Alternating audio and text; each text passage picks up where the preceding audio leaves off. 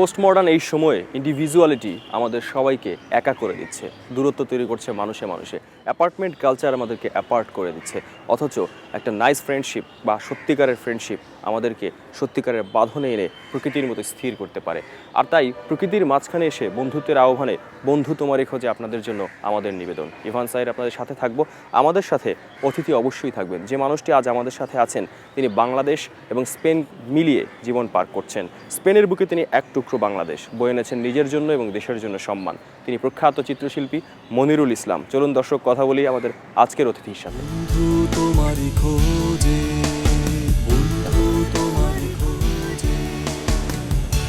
Sir কেমন আছেন? হ্যাঁ, বসি।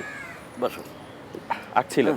হ্যাঁ, এই ছোট আমি সবসময় রাখি এগুলা, সবসময় থাকে একটা সবসময়। এটা notebook। একটা রেওয়াজের মতো, গায়করা গান গায় না হ্যাঁ নদীর পাড়ে গিয়ে, বা এটা একটা কন্টিনিউটি হ্যাঁ হ্যাঁ। যে আমার সবসময় এই যে চিন্তাধারাটা কি।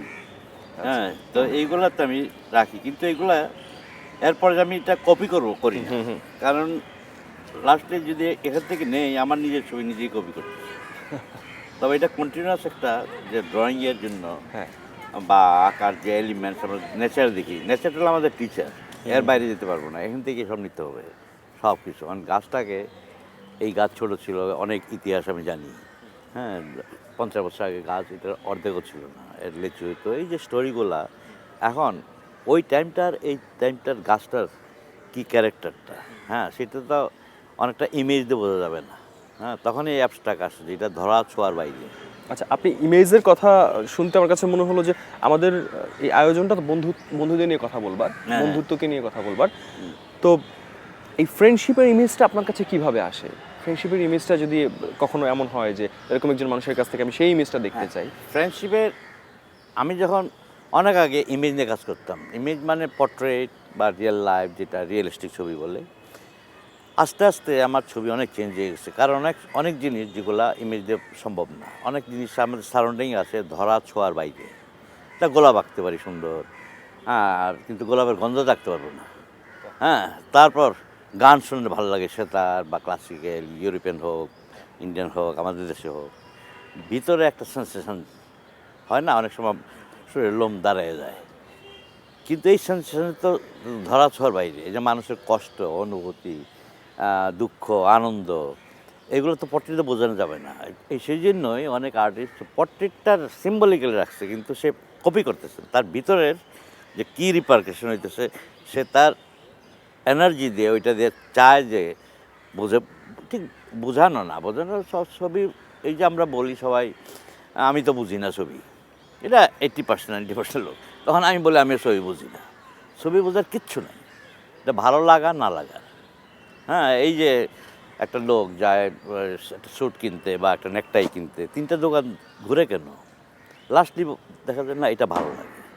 হ্যাঁ, 4 কাপ কিনতে গেলে, কফি সেট কিনতে গেলে, এই যে যেন লোক গেলে তার আর্ট সম্বন্ধে কোনো আইডিয়া নেই, কিন্তু আর্ট কিন্তু তার ভিতরে আছে। আচ্ছা, একটা গ্রামের লোকেরও তারা আছে, এই যে পাকন পিঠা বানায় একটা ছোট্ট চালের গুঁড়ি হোক আর হোক অন্য দিয়ে, সেটা যে আধা ঘন্টা 1 ঘন্টা ড্রয়িং করতেছে, এটা বানায়, এটা করার কি, ওই যে তার আনকনশাসলি যে সেন্স আছে, যে সৌন্দর্যবোধ, এটা ভালো লাগে। দ্যাট ইজ দ্য আর্ট, আর কিচ্ছু নেই। চমৎকার স্যার। আপনার ছোটবেলার গল্প একটু শুনতে চাই, এবং ছোটবেলার একেবারে ছেলেকালের যে বন্ধু, স্কুলে যাবার আগেও যে বন্ধু, তাদের কথা একটু শুনতে চাই। হ্যাঁ, তখন ছোটোবেলায় তো আমাদের অনেক ধরনের ক্যারেক্টার থাকে। আমরা স্টুডেন্ট যখন ছিলাম ছোটো, মাইনর স্কুলে, একদম চাইল্ডহুডে, সব তো মনে থাকে না। হরিপদ ছিল কিশোরগঞ্জে, সেটা বলতেছি অ্যাবাউট 65 ইয়ার্স ব্যাক। মাহবুব, এদের হয়তো 50 বছর পর দেখা ঢাকায়। সমস্ত স্মৃতির সাথে রিলেট থাকা বন্ধুদেরকে আজকে একটু মনে করাতে চাই। স্কুলে কতটা দুরন্ত ছিলেন, কিংবা কি করতেন, মানে স্কুল পালানো বা নদীতে গোসল করা, এরকম দুরন্তপনার স্মৃতি কি হ্যাঁ, আছে? স্মৃতি অনেক আছে যেগুলা একটু শুনতে আমি চাই। আসলে লেখাপড়া মানে জেনারেল লাইনে ছোটো থাকতেই এই অব্লিগেশন হিসাবে বাপাই খুব স্ট্রিক্ট ছিল। সময় সময় বেতন দিত আর কি, যে পড়াশোনার জন্য আর কি। লেখাপড়া খুব আস্তে আস্তে কমে যেত কারণ আমার হাতের কাজ করতে ভালো লাগতো। এই যে কাগজ কাটা, তারপরে আর্ট কী জিনিস বুঝতাম না, কিন্তু এই যে ছবি, গল্প বইয়ের যে রবীন্দ্রনাথের ছবি আঁকা, এবং ফিল্ম স্টারের দিলীপ কুমারের তার গ্রাফ করে বড় ছবি আঁকা, আমার মনে আছে যে যেটা আমাদের বাঁশের ঘর মলি বাঁশের ছিল, ওয়ালগুলা টিনের সেট মলি বাঁশের। ওই মুড়ি বাঁশটারে পুরা কাগজ নিউজ পেপার দিয়ে ভাতের মার দিয়ে পুরোটা কাভার করে চক পাউডার, রং, পিগমেন্ট যেগুলো সস্তার, ওগুলোতে একটা ছবি আঁকলাম। ছবিটা ছিল আকাশ, নারকেল গাছ, পাহাড়, রাত্রের মেঘ, তারপরে ইয়ে আছে পানি রিফ্লেকশন পড়তেছে চাঁদের। কিন্তু আজকে 70 বছর পরে আমি একই জিনিস করতেছি কিন্তু এখন। ছোটবেলায় কি ছবি আঁকার জন্য কখনো বকা খেতে হয়েছে? অনেক অনেক, কারণ আমার মনে আছে, ফ্র্যাঙ্কলি বলবি, আমার মেট্রিক পাস করতে 3 বার লাগছে। যেহেতু টেস্ট পরীক্ষার রাত্রে আমি রিক্সার পিছনে ছবি আঁকতেছিলাম, মানে তখন তো এটা মোহ, কারণ আমার পাশেই ছিল বাসায় একটা রিক্সার দোকান, সেখানে আমার আর্টিস্ট একটা ছবি এঁকে দিতে হবে। আমার তো অফার বিরাট, অয়েল পেন্ট আবার, তো অয়েল পেন্ট চিনি না, তো অয়েল পেন্ট ওই ডিব্বার রবিউল আক ব্রিটিশ ইংল্যান্ডের সাইনবোর্ড লেখার পেন্ট কিনতে আমার দিবে আঁকার জন্য রিক্সার ফুল বডিটা, মানে এটা তো অসম্ভব, স্বপ্নের মতো। স্বপ্নের মতো। তখন আমার মনে আছে একটা ছবি আঁকছিলাম সিনেমার, ওই বহুত দিন হয়ে সিনেমার সেই নায়িকা বোধহয় মীনা কুমারী হবে বা মধুবার, আবার ঠিক ইয়া নাই। দোপার দোকানের ছবি আঁকছি, দোপার সুচিত্রা সেন কাপড় ধরে লাইফ সাইজ সুচিত্রা সেন তখন। স্যার, এই যে সিনেমার কথা বলছেন, হ্যাঁ, এটা শুনে মনে হলো যে বন্ধুদের পাল্লায় পরে হয় না অনেক সময় একটু চুরি করে স্কুল পালিয়ে সিনেমা দেখতে অনেক। যাওয়া? না, আমি একটা দোকানে হিসাব লিখতাম, পাশে একটা দোকান ছিল, লেখা জানতো না, হ্যাঁ, কিন্তু তার মেমোরি দেখতাম 3 দিন পর পর যে বলতো 3 দিনের হিসাবটা মাথায় কাউন্টার আছে, হিউম্যান কম্পিউটার। ওই জিনিসগুলা মানে তার ওই টাইমের 1 সপ্তাহের হিসাব আমার লিখতে হইত। এই হিসাব লেখার পর আমার পয়সা দিত 4 আনা, 3 আনা, 3 আনা, 16 আনা, 1 টাকা। তো 3 আনা 2 আনা ছিল সিনেমার টিকিট, ওইটা দিয়ে সিনেমা আর বন্ধুরা সাথে থাকতো? হ্যাঁ, বন্ধু থাকতো। একটু নামগুলো শুনতে চাই, কার কার কথা হ্যাঁ, মনে পড়ে এখন? নাম ছিল, একজন ছিল ইয়ে আমার স্কুলের, আমার ওই কিশোরগঞ্জের 2-1 জনের নাম মনে আছে। মাহবুব একজন ছিল, হরিপদ। তার সাথে কি পরে কখনো দেখা হয়? পরে দেখা হয়নি, চলে গেছে ইন্ডিয়াতে। মানে এখনো তিনি আমি জানি না, তারপর traceless, that is 60 years back. Sir, আমরা অনেকক্ষণ বসেছিলাম, একটু হাঁটি হেঁটে আপনার কলেজের কথা শুনি। হ্যাঁ হ্যাঁ, স্যার, আপনার কলেজের কথা শুনতে চেয়েছিলাম এবং সেই সময়ের বন্ধুদের কথাও একটু শুনতে চেয়েছি। আর জানতে চাই যে সেই সময়টা কেমন ছিল, কি হ্যাঁ, করতেন বন্ধুরা আর্ট মিলে? কলেজ আমার মনে আসছে যে ঢোকার পর আমরা তখন এত স্টুডেন্ট ছিল না আর কি। আমরা 40 জন ছিলাম, তারপর রয়ে গেল 20 জন, চলে যায় আস্তে আস্তে। এর ভিতর হ্যাঁ, আমার বন্ধু আয়সা লাস্ট একজন ইয়ে ছিল, নাসির আলী বিশ্বাস, ভালো আর্টিস্ট ছিল, সে মারা গেছে গত বছর। এর ভিতর আমার আর বন্ধু স্পেনে গিয়ে শুনলাম সামাদ, হ্যাঁ, সে এখন টেলি সামাদ, আমার ক্লাস ফ্রেন্ড। আচ্ছা আচ্ছা। সে যখন আর্ট কলেজ ঢুকলো, হ্যাঁ। তার আঁকা দেখা মানে আমরা মানে অবিশ্বাস, সে জনলাবেদিনের মতো ছবি আঁকতেছে, মানে ঢোকার সাথে সাথে। আচ্ছা। তাহলে দেখলাম যে আমাদের টিচার খুব সন্তুষ্ট না। মিয়া তুমি ঢুকছো এইগুলো হানতাম, হ্যাঁ, শিল্পগুরুর মতো ছবি আরম্ভ করছো, আরম্ভ করো। বললো যে আরম্ভ করো যেখানে আরম্ভ করতে, শেষ দিয়ে আরম্ভ করো না, তুমি তো শেষ দিয়ে আরম্ভ করতেছো। তারপর তার ভিতরে যে এই অনুভূতি ছিল যে পরে বুঝলাম যে তার একটা নাটকীয় ভাব ছিল। হ্যাঁ, তারপরে তার সাথে ছবি আঁকতে যেতাম আর কি, রায়ের বাজারে দল করে। ওই দিন আমার ছবি আঁকা হইতো না, কারণ ওখানে এইটা না, এইটা ভালো, এইটা ভালো, এইটা ভালো, আমরা ঘুরতাম সাবজেক্ট চয়েসের জন্য। আমি যেতাম একা, সাবজেক্ট আমাদের ছড়ে আছে, এক জায়গায় বসলে ঘুরলেই সাবজেক্ট আছে, হ্যাঁ, পাওয়া যায়। কিন্তু ওই গ্যাঙ্গে পড়লে বন্ধু বান্ধবের ওই দিন খালি হাতে আসতেছে, ছবি আঁকার কোনো হয় নাই। ওই দিনকে আড্ডাতেই সময় চলে গেছে। আড্ডা, তারপর সিঙ্গারা খাওয়া, তারপরে গল্প করা, ফান করা, জোক করা, এগুলো আমাদের মানে বেসিক জিনিস এগুলা। স্যার, আপনি একটা কথা বলেন যে প্রত্যেকটা দিন নতুন একটা জীবন, এবং আরেকটা দারুণ কথা বলেন যে জীবনটা চেঞ্জ হয়ে যায় মুহূর্তে, কয়েকটা সেকেন্ডে। ইনফ্যাক্ট আপনার স্পেন যাওয়ার ঘটনাটা অনেকটা সেরকমই, সেই ঘটনাটা ছোট করে একটু শুনতে চাই। না, আমি বলবো এক একটা দিন একটা লাইফ, কোনো দিন আসবে না যে আজকের দিনটা ইয়া বলতেছি 2 দিন পরে চলে যাবে। ওই যে নবী সাহেব যাচ্ছে, হাইটে যেতেছে, হ্যাঁ, ওনার জন্য আমি স্পেনে একদিন, তখন ফার্স্ট ইয়ার টিচার আমি, সে বললো আস্তে আস্তে মনির আমি ক্রস করতেছি, যে তুমি স্পেনে যাবা নাকি? আমি বললাম আপনি যান না কেন, আমারও জিজ্ঞেস করেন। তখন আঙুল দিয়ে দেখাই দিল যে এই যে খাজা সাহেব বসে আছে দেখো, অন্য টিচার, 15 বছর যাবৎ খালি লিখতেছে পিটিশন মানে অ্যাপ্লিকেশন। তো আমি একজন এনার্জিক টিচার ইয়াং পাঠিয়ে দিলাম। আমি ভুলেও গেছি, মাঝে মাঝে জিজ্ঞাসা করতাম মানে যাচ্ছে না কেন, হ্যাঁ আমি চলে যেতেছি, জাস্ট ফান। একদিন রিয়েলি একটা ইনভিটেশন আসলো, যা একটু গো, আমরা স্পেনে যেতে হবে 7 দিনের ভিতর। এখন আমি অ্যানালাইজ করে বুঝি যে এই যে ক্রস না হতো ওনার সাথে, একটা সেকেন্ডে যদি এদিক ওদিক হতো, মাই লাইফ হ্যাজ চেঞ্জড পুরোটা। আমি যে যাওয়াটা হয়তো 5 মিনিট দেরি করলে এই অফার পাই না বা ওনার কথাও শুনি না। আপনার সাথে এই কথাবার্তা আরও চালাতে চাই এবং শুনতে চাই। খুব লোভ লাগছে যে আমি জানি যে বাংলাদেশ এবং স্পেনে আপনি সমানভাবে থাকেন, দুই জায়গাতেই নিজেকে বানিয়ে নিয়ে থাকেন এবং দুই জায়গাতে আপনার প্রচুর বন্ধু।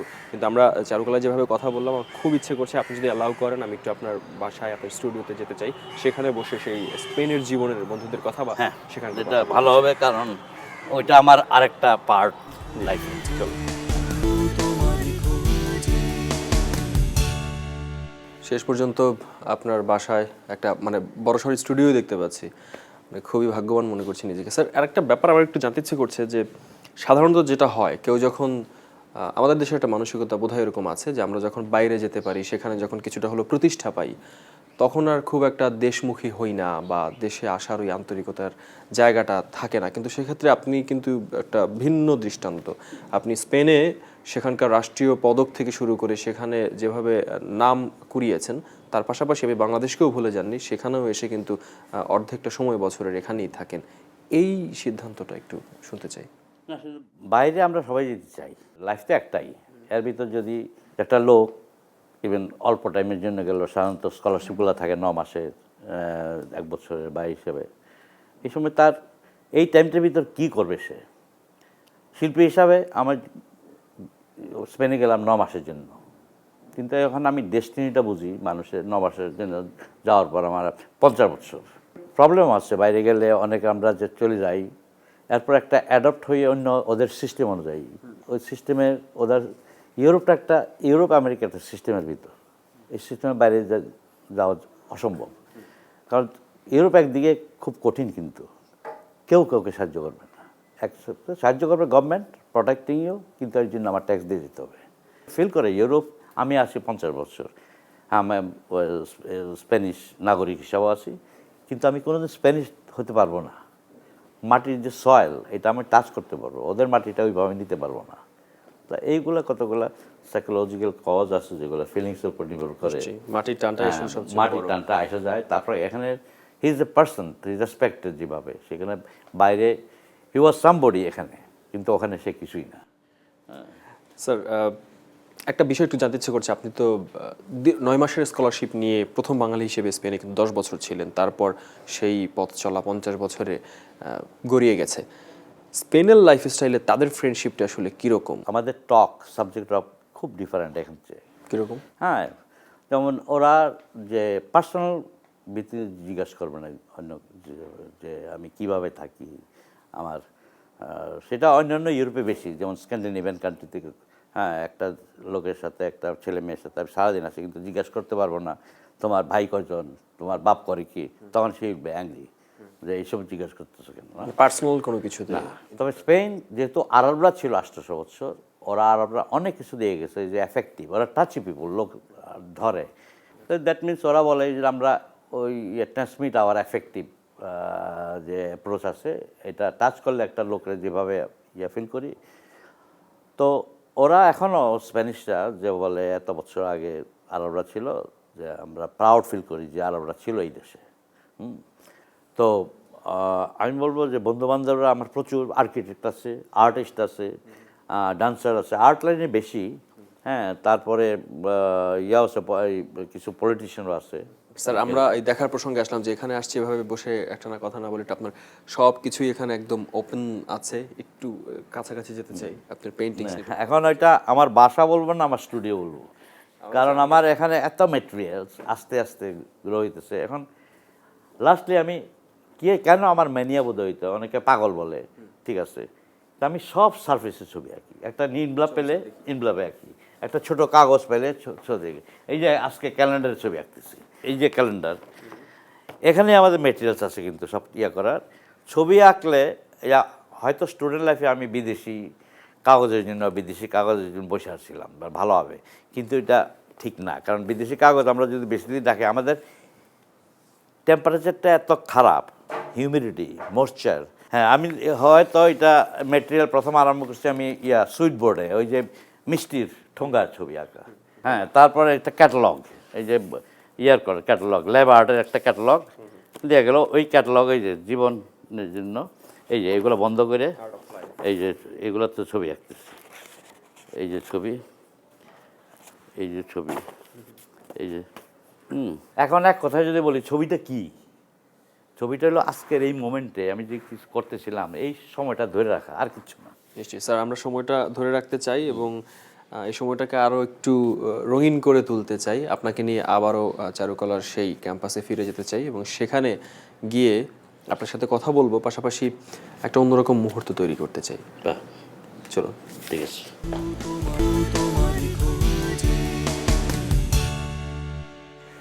অনেক কথা শুনলাম আপনার কাছ থেকে। জানতে ইচ্ছে করছে যে এখন যে সময়টা পার করছেন সেই সময়টা কিভাবে পার হয় এবং সেই সময় এখন বন্ধু কারা, আর বন্ধুদের সাথে এখনকার সময়টা কি করেন?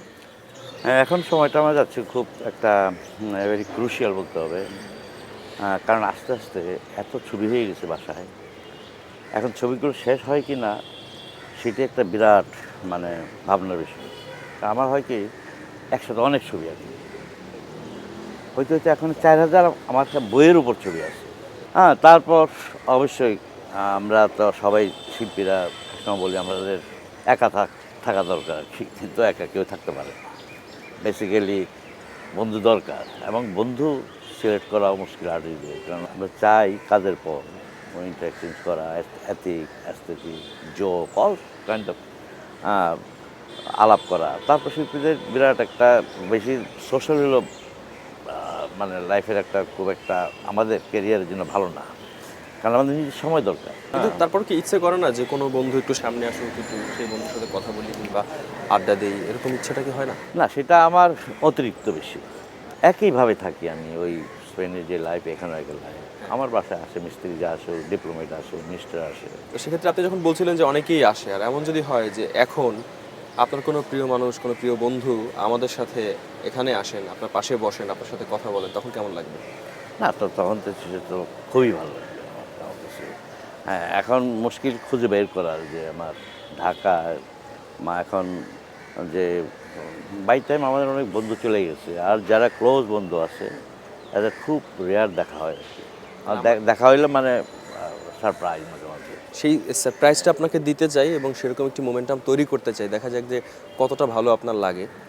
আমরা আজকের অনুষ্ঠানে আপনাকে না জানিয়েই আমন্ত্রণ জানিয়েছি আমাদের সবার ভীষণ একজন প্রিয় ব্যক্তিত্ব, শ্রদ্ধেয় শিক্ষক সৈয়দ মঞ্জুরুল ইসলাম স্যারকে।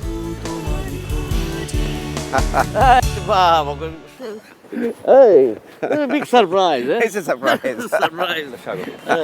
Thank you. Fantastic, eh?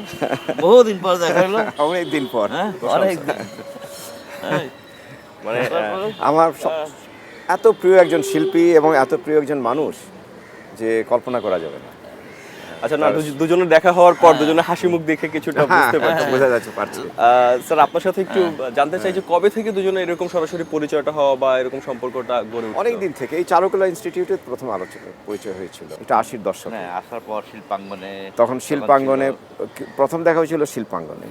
তারপর এখানে এই আশেপাশে বসে আমরা গল্প করেছিলাম অনেকদিন। আমি তো ছবি নিয়ে লেখালেখি করছি, চিত্রকলা নিয়ে, এবং মনির ভাইয়ের সঙ্গে পরিচয় হওয়ার আগেই তার ছবি নিয়ে আমার প্রচুর জানাশোনা ছিল এবং তার ছবির আমি বিশেষ ভক্ত ছিলাম, যার জন্যে তিনি যখন এলেন দেশে আমি খুঁজে খুঁজে তার সঙ্গে প্রথম পরিচয়। মানুষ হিসেবে তিনি খুব সাদা মনের একজন মানুষ, হাসি খুশি, দিল খোলা। এত যে বিখ্যাত একজন শিল্পী যাকে স্প্যানিশ চিত্রকলার জগতে এক নামে সবাই চেনে, এবং প্রকৃতপক্ষে তিনি আন্তর্জাতিক চিত্রকলায় বিশেষ করে তার যে ক্ষেত্রটি এচিং, অ্যাকুয়াটিং এবং পেইন্টিং, তাতে তিনি একটা বিশেষ স্বাক্ষর রেখেছেন। এর বাইরে আর কি কোনো এমন কিছু আছে যে এমন খুব বলার মতো জিনিস হচ্ছে, যেটা বাংলাদেশের সমাজে এখন হারিয়ে যাচ্ছে, হচ্ছে আড্ডা। চূড়ান্ত একজন আড্ডাবাজ মানুষ। আর আড্ডাবাজ হওয়ার জন্য কয়েকটা গুণের প্রয়োজন। একটা হচ্ছে নিজেকে বড় ভাবলে চলবে না, যত বড় ছোট হোক সবার সঙ্গে একটা সমান স্তরে এসে মিশে যেতে হবে, ভুলে যেতে হবে আমি এত বিশ্ববিখ্যাত শিল্পী। এই মুহূর্তে আড্ডায় আমি সপ্রাণ একটা উপস্থিতি, আর 10 জনের সঙ্গে প্রাণটা মেলাবো, হাসি আনন্দ হবে, কিছু খাওয়া দাওয়া হবে, এবং উনি যেখানে থাকেন সেখানে খাদ্য ইত্যাদি তো থাকবেই। দ্বিতীয় জিনিসটা হচ্ছে তার একটা স্বচ্ছ দৃষ্টিভঙ্গি থাকতে হবে। ওই যাকে বলে যে বিচার করতে হবে, কাউকে এলেন আচ্ছা উনি কত বড় শিল্পী, আচ্ছা উনি কেন এই কাপড়টা এইভাবে পরলেন, এই ধরনের কোনো বিচারবোধ থাকলে চলবে না। একটা সহজ স্বাচ্ছন্দ্য নিয়ে আসতে হবে, ছন্দময় একটা সময় কাটাতে হবে। তৃতীয় হচ্ছে বৈষয়িক হলে চলবে না। ওই বিষয় চিন্তা করে ঘড়ি ধরে আমি আড্ডা দিচ্ছি সেটা কিন্তু হয় না। তো এই মনিরুল ইসলাম শিল্পী এবং মানুষ এই জায়গায় মিলে গেছেন, তাদের ভিতর বিষয় চিন্তা বলে কিছু নেই। মনের আনন্দে ছবি এঁকে যাচ্ছেন। এই যে একটা ছোট দেখুন নোটবুক, তা ভরে দিয়েছেন, এই ধরনের অসংখ্য নোটবুক আছে। একটা সময় দেখতাম এমনকি দেশলাইয়ের পিছনে কামরুল হাসানও কাজটা করতেন, বড় বড় শিল্পীরা এই কাজটা করে গেছেন। ছোট ছোট কাগজেও তিনি প্রচুর কাজ করছেন। আপনাকে আমরা একটা আলাদাভাবে আবিষ্কার করতে পারছি। আড্ডার কথা বলছিলেন, সবাই একটা বিষয় জানতে চাইবে যে আপনাদের মতো মানুষেরা যখন নিজেদের মতন সময় কাটান, সব কাজ ভুলে গিয়ে, সব চিন্তা ভুলে গিয়ে, তখন আড্ডাটা কি বিষয় নিয়ে হয়, কি একটা করেন জিনিস তখন? থাকে না, সেটা হচ্ছে রাজনীতি। আমরা দূরে রাখি। আমাদের এখানে অনেক ব্যক্তিগত স্মৃতিচারণ থাকে, যাকে রিভিজিটিং বলা হয়। পিছন ফিরে আমরা ফিরে যাই এবং সেখান থেকে মাল মশলা নিয়ে এসে বর্তমানকে সহ্য করার জন্য কিছুটা শক্তি অর্জন করে যাই। আর মনের সঙ্গে মন মিলালে একটা স্ফুলিঙ্গ তৈরি হয়, যে স্ফুলিঙ্গটা সৃষ্টিশীলতার। আমার গল্প লেখার একটা অনুপ্রেরণা মাঝে মাঝে আড্ডা থেকেই পেয়েছি আমি। উনিও যখন আড্ডা মারেন দেখি যে মনির ভাইয়ের মাথায় চিন্তা এসে গেছে, হয়তো কোনো শিল্প নিয়ে তিনি কিছুটা হয়তো ভাবছিলেন কয়েকদিন ধরে, একটা তিনি না, সন্ধান আমি পেয়ে আগে যান। এটা বললাম বলেওছেন। যে, হ্যাঁ বলেছি যে আড্ডার ভিতর আমরা তো এলিমেন্টস দরকার। হ্যাঁ, আমরা যে খাই হাফ পেট ভরে, আর অর্ধেক কালচার এবং আড্ডা হোক ইয়া হোক ভিজুয়াল যে এক্সপিরিয়েন্স, এরপর ওইটা ভরে, না হলে আরম্ভ হয় ভায়োলেন্স। কখনো কি দুজনের মতের বিরোধের কারণে একটু দূরত্ব তৈরি হওয়া বা না, এরকম? সেটা আই লাইক, কারণ আর্গুমেন্ট ভালো কিন্তু নট অ্যাগ্রেশন। আর্গুমেন্ট করা যায়। যেমন মনির ভাইয়ের সঙ্গে আমার মাঝে মাঝে বৈশ্বিক চিত্রকলা নিয়ে আলোচনা হয়েছে। তার একটা দৃষ্টিভঙ্গি থাকে, আমার হয়তো কিছুটা সেকেলে বা হয়তো একেবারে এই সময়ে, তো তাতে কিছুটা দূরত্ব থাকে, কিন্তু কোনো মতবিরোধ আমাদের মধ্যে কখনো হয় না। মানে সেটা বড় আকার বরঞ্চ ধারণ করে ওনার না। থেকে শিখে আমি হয়তো সেটিকে আবার নতুন করে উপলব্ধি করলাম, অথবা আমি তাকে যখন বাংলাদেশের চিত্রকলা নিয়ে কিছু বললাম যেটি হয়তো তিনি দেখেননি কয়েকদিনের ভেতর, তখন সেটাও একটু ভরাট হলো, তারও দৃষ্টিভঙ্গিতে কিছুটা সমুন্নতি চলে আসলো। একজন আরেকজনকে সমৃদ্ধ করার নামই তো হচ্ছে বন্ধুত্ব। বাহ, চমৎকার, ওনার চমৎকার। অনেক লেখা বললাম, এই লেখার ভিতর মানে এই যে গ্যাপ গেছে, এতে আমার অনেক ইনফরমেশন যে বাংলাদেশের চিত্রকলা এবং মানে ইউনিভার্সাল ওয়েতে কীভাবে এটা ইন্টাগ্রেট করা যায়। স্যার, আমরা অনেকক্ষণ কথা বলেছি, আমরা একদম শেষ দিকে আছি। একটু জানতে চাই যে দুজনের সরাসরি কোনো স্মৃতি কি আছে, সেটা মজার হতে পারে কিংবা এই তো স্মরণীয়? যখন মনির ভাই বাসায়, যখন মনির ভাই ঢাকায় আসেন মাঝে মাঝে, আগে যেতাম, এখন একটু ব্যস্ততার জন্য অত যেতে পারছি না, তো তার সঙ্গে হয়তো একটা সন্ধ্যা কাটালাম, অনেক গল্প হয় এবং কাজের মাধ্যমে তিনি আবার বলছেন এই কাজটার ইতিহাস। আমি জিজ্ঞেস করি আপনার এখানে হস্তাক্ষরের দেওয়ার কারণটা কি, ওই যে যাটাকে আমরা ক্যালিগ্রাফি বলি। ক্যালিগ্রাফি খুব শিল্পী, তো একটা আলাদা শিল্প, কিন্তু তাও তিনি নিজের মতো করে লিখছেন, তো সেটা কেন, আমি তার উত্তরটা পেয়ে গেলাম। ওই আরেকটা আমাদের মিলের জায়গা, যে আমি জোয়ান মিরর খুব ভক্ত, উনিও তার খুব অনুরক্ত। ব্রাক আছেন, তারও তিনি পছন্দ করেন। তারপর ওই যে তাপিসের আমিও ভক্ত, উনিও। কাজে মিল যেখানে আছে সেখানে কথা বলতে তো খুব মজা লাগে। ওনার একটা আছে যে মেডিটেরিয়ান আর্ট, হ্যাঁ, হি নোজ ভেরি ওয়েল। শেষ বিষয়। অনেকটা সময় একসাথে কাটালাম, আরো একসাথে কাটাতে পারলে ভালো হতো, কিন্তু হ্যাঁ। ওই যে নিয়মের খাতিরে আমাদের না, আসলে পর্দায় কাটালাম, বাস্তবে তো কাটাবোই। নিশ্চয়ই। কিন্তু স্যার, পর্দায় যে বন্ধুত্ব বাক্সবন্দী হলো, আমার মনে হয় সেই বন্ধুত্ব একটা আদর্শ বন্ধুত্বের স্মারক রেখে গেল আমাদের জন্য, নতুন প্রজন্মের জন্য। এবং বন্ধুত্বের যে কতটা আসলে সৃজনশীল হতে পারে, বন্ধুত্বের দিক নির্দেশনাটা কি হতে পারে, আমার মনে হয় সেটাও পেয়ে গেলাম। আপনাদের দুজনকে ধন্যবাদ জানাই। স্যার, আপনাকেও ধন্যবাদ জানাই, আপনি অনেক ব্যস্ত, তার মাঝখানেও সময় দিয়েছেন আপনিও, এবং অনুষ্ঠান থেকে এভাবে বিদায় নিতে চাই। অনেক ধন্যবাদ। হ্যাঁ, বন্ধুত্বকে আপনি অনেক কিছুর সাথে তুলনা করতে পারবেন, মিশিয়ে ফেলতে পারবেন। আজকের কথা শুনতে শুনতে আমার কাছেও মনে হলো বন্ধুত্ব একটি অসাধারণ চিত্রকর্ম, যদি সেই বন্ধুত্ব সত্যিকারের বন্ধুত্ব হয়ে থাকে। বন্ধুত্ব জল রঙের মতন স্বচ্ছ। বন্ধুত্বের আড্ডাটা যদি সৃজনশীল হয়, তাহলে তো কথাই নেই। আর বন্ধু, যেমনটা স্যার বলছিলেন, একজন আরেকজনকে সমৃদ্ধ করে। সেই বন্ধুত্ব নিয়ে ভীষণ ভালো থাকুন এবং এনটিভির পর্দায় এক সপ্তাহ পরে আবারও প্রিয় কোনো মানুষ এবং তার বন্ধুত্বের গল্প নিয়ে হাজির হব। ততক্ষণ পর্যন্ত সবাই খুব ভালো থাকুন। আজকের মতো বিদায় নিচ্ছি। মনে পড়ে তাই হাতটা বাড়াই, বন্ধু তোমারই খোঁজ